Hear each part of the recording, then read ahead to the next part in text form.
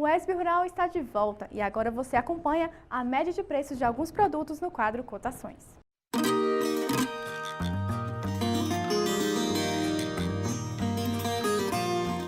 O café despolpado em Vitória da Conquista está custando R$ 310 esta semana. A mesma quantidade do café bebida dura custa R$ 270 e o tipo Rio está sendo vendido por R$ 240.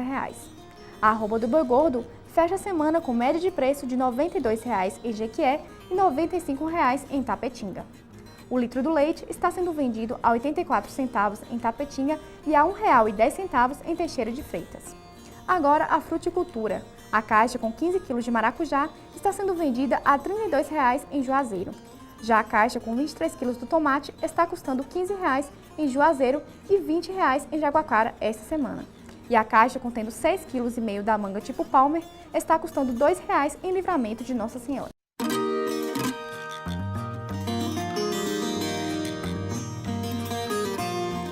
Na entrevista a seguir, você vai saber a importância e os benefícios de utilizar o controle biológico no lugar dos agrotóxicos para combater as pragas nas lavouras. Confira.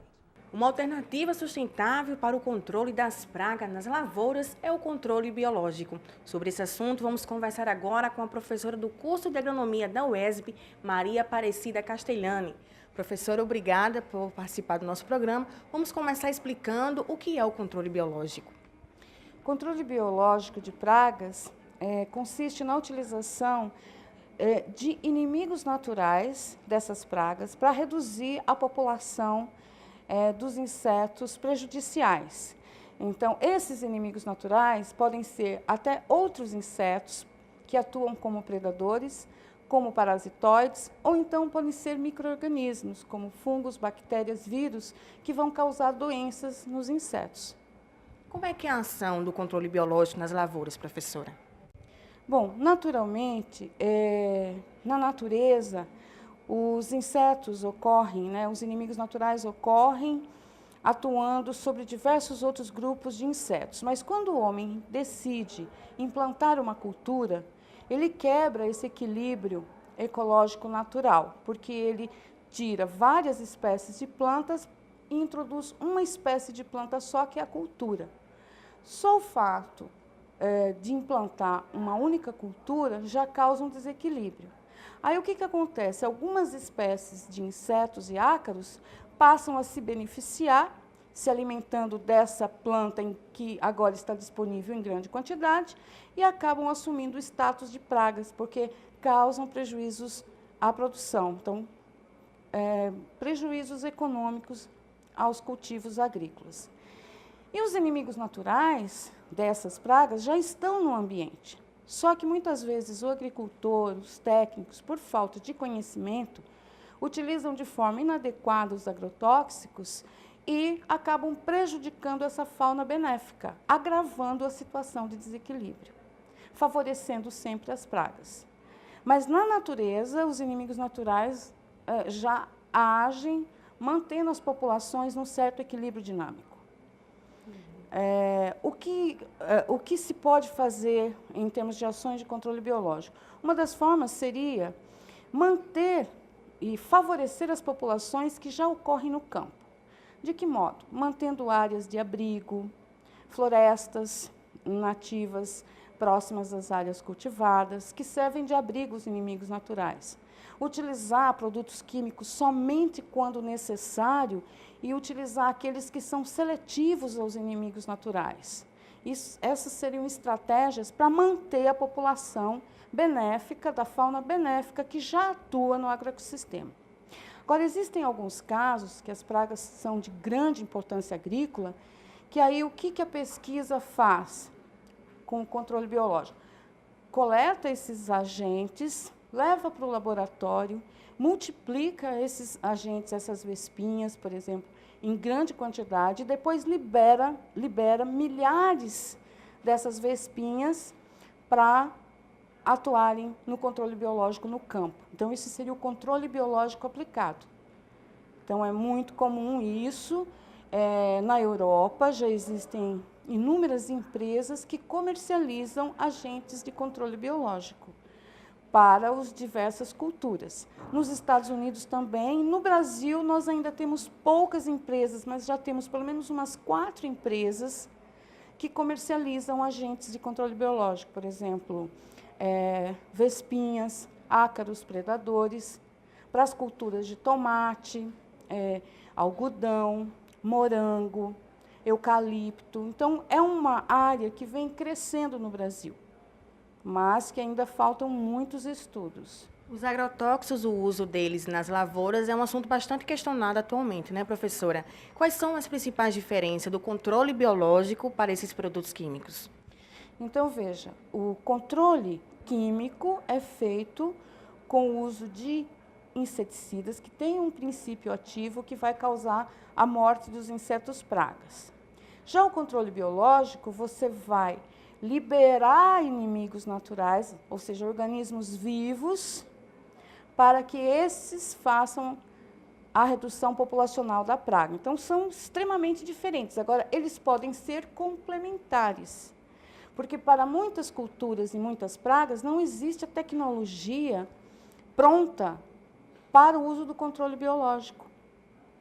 Tá? Então, em muitos cultivos agrícolas, não se usa só uma estratégia, e o adequado é que não se use só uma estratégia de controle, é que você possa manejar as populações de forma integrada.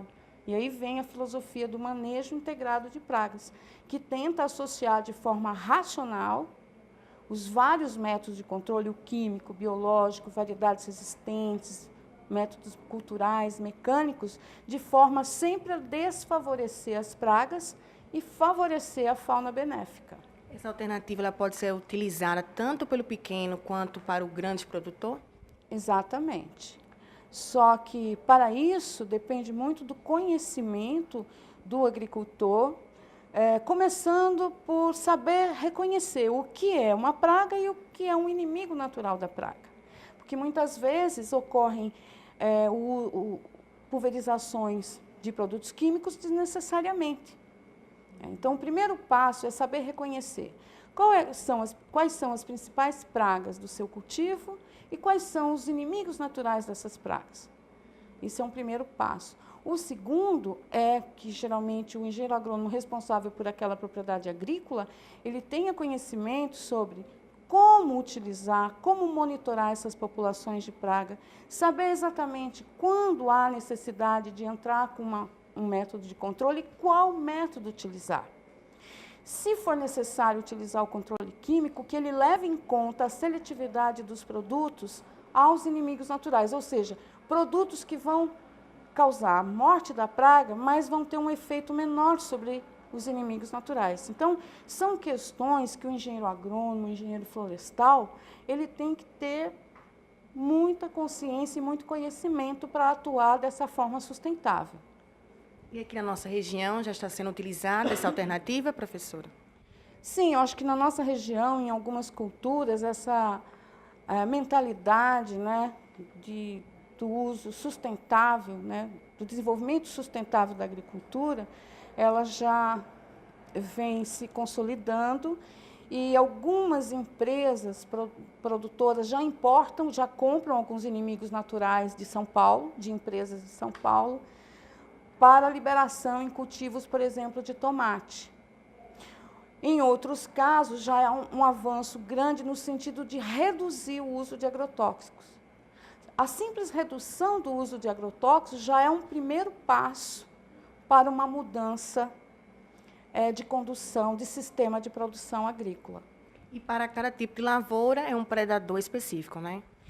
Isso é para as pragas daquela lavoura. Então, muitas vezes há uma relação de grande especificidade entre o inimigo natural e aquela praga. Por isso que não é muito simples definir um pacote de controle biológico para uma determinada praga numa determinada cultura. Mas podemos dizer que os conhecimentos têm sido gerados e a ciência tem avançado nesse aspecto nos últimos anos no Brasil. Obrigada, professora Maria Aparecida. Samara Dias para o ESB Rural. O governo federal deve investir forte em reflorestamento em terras degradadas da União, com a finalidade de se tornar uma potência florestal em madeiras tropicais. De acordo com o Serviço Florestal Brasileiro, o SFB, o próprio país consome mais de 80% de tudo que produz em madeira. Segundo o Serviço Florestal Brasileiro, o Brasil precisa produzir 21 milhões de metros cúbicos em toras para suportar o mercado interno em 2020. O governo federal está trabalhando para eliminar a competição ilegal, aumentar a disponibilidade florestal, melhorar a produtividade das empresas, recuperar e ampliar a posição do comércio no mercado exterior, além de criar políticas que incentivem o aproveitamento total dos resíduos.